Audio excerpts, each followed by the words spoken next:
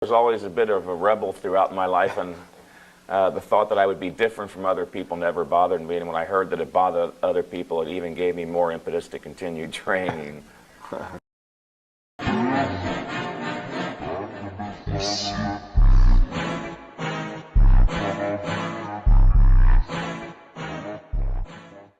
Born in November 1951, Mike Mentzer grew up in Philadelphia, Pennsylvania with his younger brother, Ray Mentzer.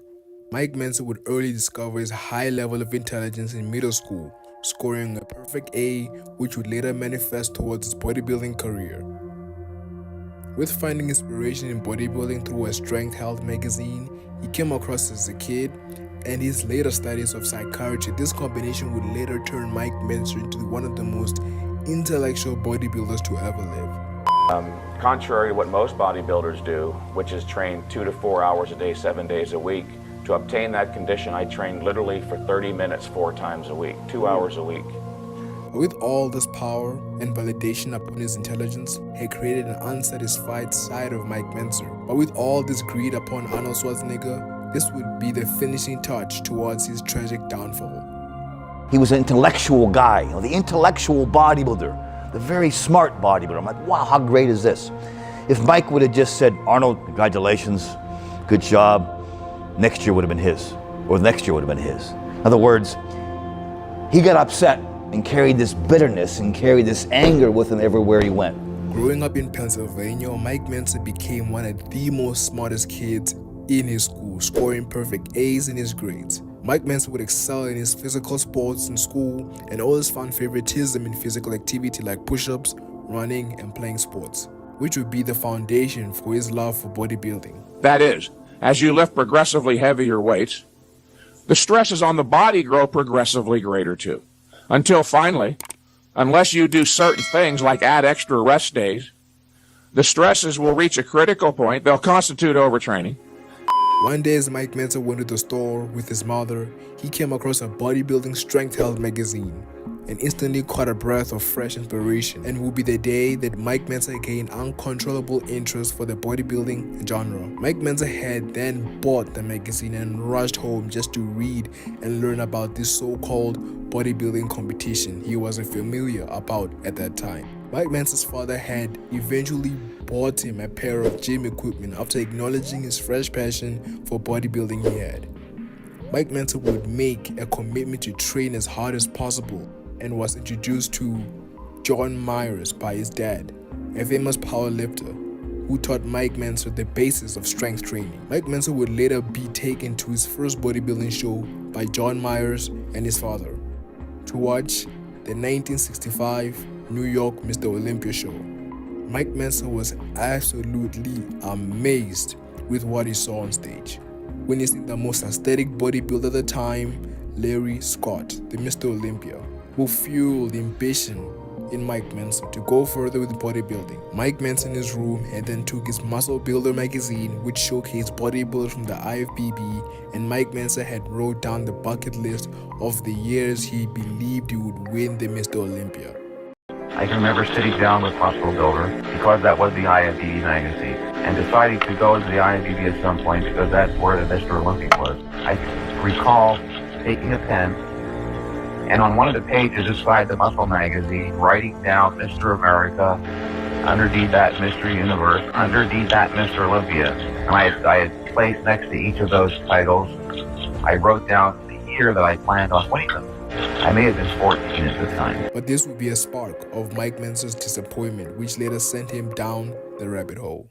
Mike Mentzer, in preparation for his upcoming shows to win and fulfill his purpose, he trained 3 hours a day for 6 days a week, in which he saw little to no progress. But this stagnation would eventually come to an end after meeting a man who would change the muscle building industry forever. Meet Arthur Jones. Arthur Jones was a smart individual who made various popular machines known today. Arthur Jones promoted the bodybuilding philosophy of high-intensity training, a training method of executing each rep with quality range of motion and time under tension. This way of training was frowned upon and was very niche, as bodybuilders at that era would deem Mike Mentzer's way of training to be useless. But as of today, with more back studies, high-intensity training is proven way more effective in muscle building, meaning Mike Mentzer was actually right at that time. And he suggested I call his mentor, Arthur Jones. I do recall the first time I called him, he wasn't in. But he did call me back. The theory that he advanced back in the early 70s, the theory of high-intensity training, whose principles are that exercise has to be intense, brief, and infrequent, is universally valid. There has previously never been a good method of training the low back. You do deadlifts with a barbell in the position of contraction. There is no force on those muscles, but there is compression force on the spine. If you've seen the low back machine, it maintains a resistance throughout the movement, and there is zero compression force on the spine, none. But with this increase in size and muscle mass from his new approach to training, Mike Mentzer would experience his first downfall after the 1971 Mr. America show.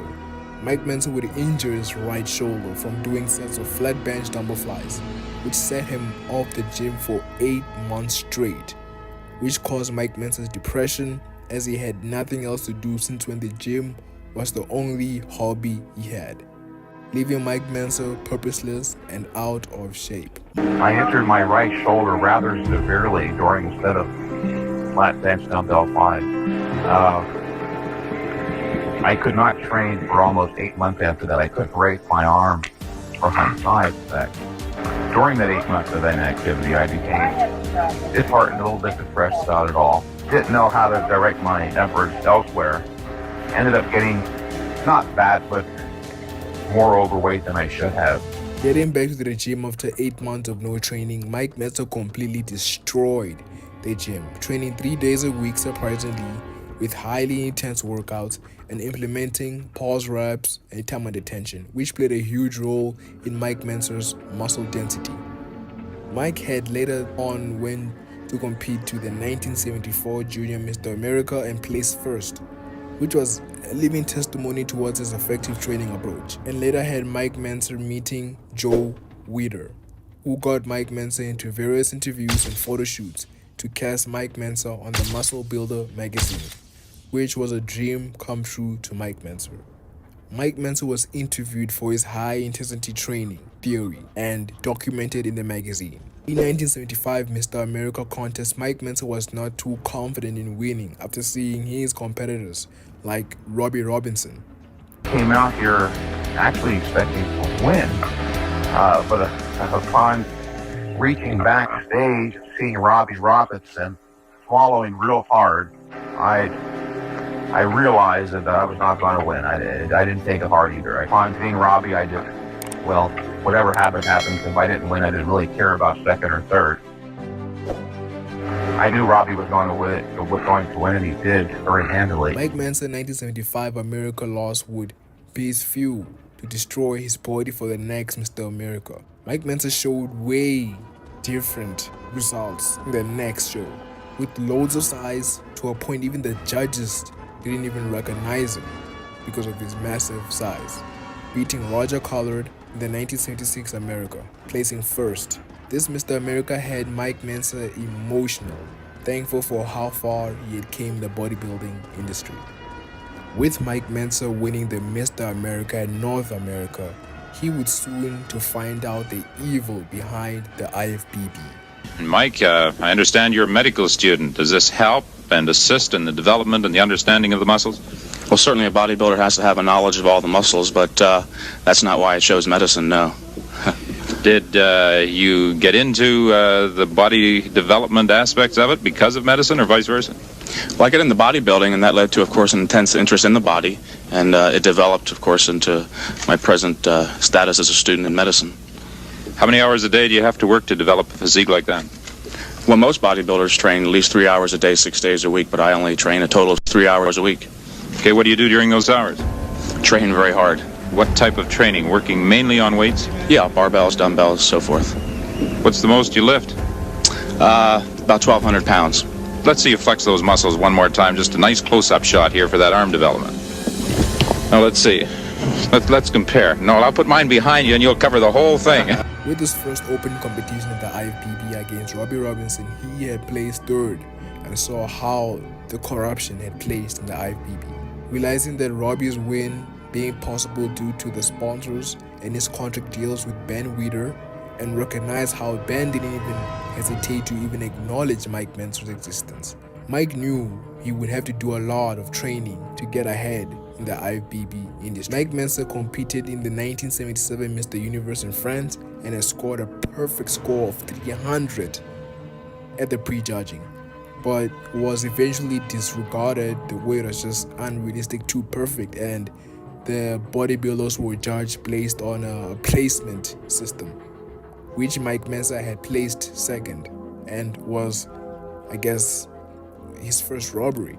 This show was seen as a robbery to Mike Mentzer, as the judges most definitely knew that Mike Mentzer had the good genetic insertions, the good muscle bellies, the good results, but just saw that his results were too good to be true, that they just deemed to make Mike Mentzer place second that day.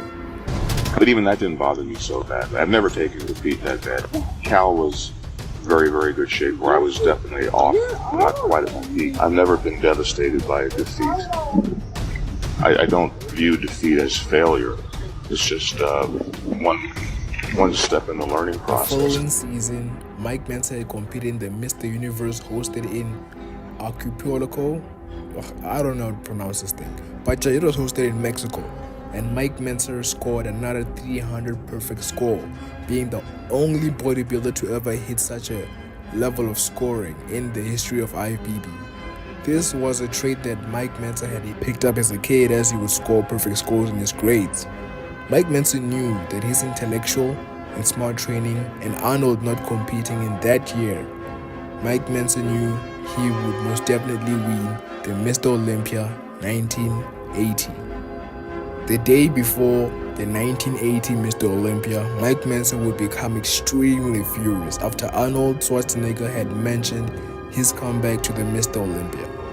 Mike was absolutely angry, and he saw it as an unfair way of competition, that others get to make their Mr. Olympia participation known, while Arnold just shows up whenever it feels like it and just competes.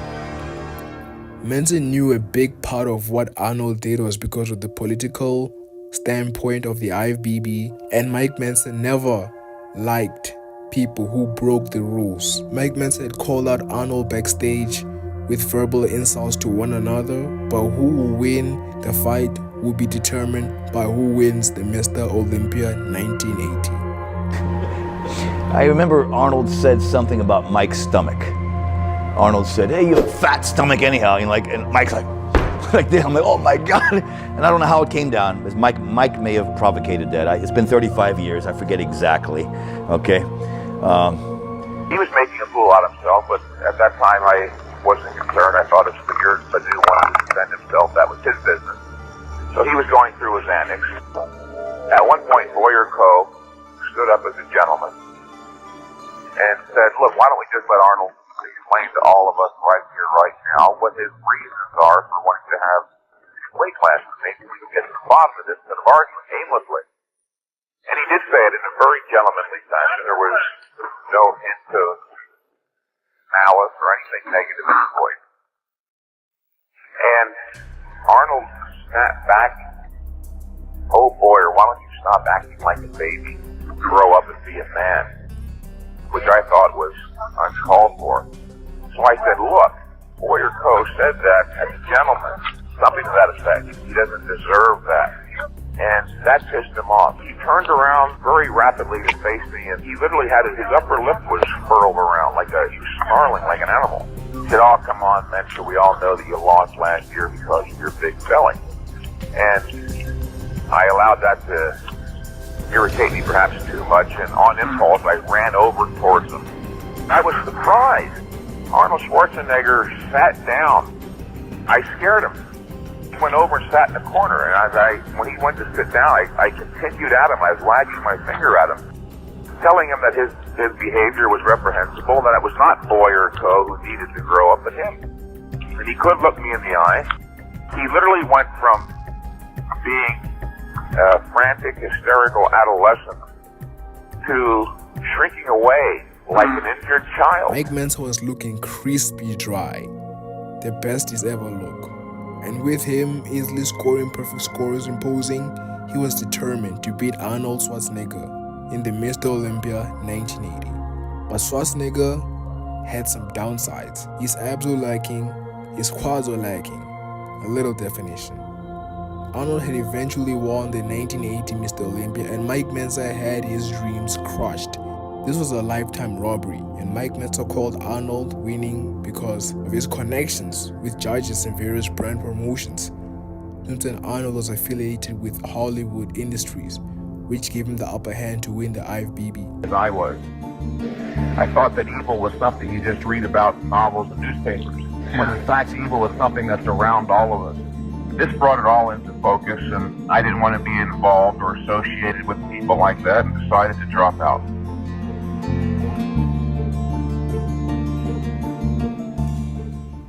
There was a rift after the 80 Olympia.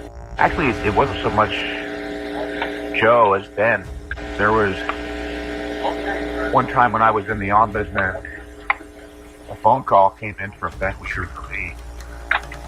During the course of the conversation, I can remember yelling at Ben. He was not appreciating some of the things that I was saying about the IFBB with regard to the 80 Olympia. And I remember Joe grabbed the phone. Why are you yelling at my brother like that? Bye, have a great time. Bro, what's wrong with him? Something wrong with this nigga, bro.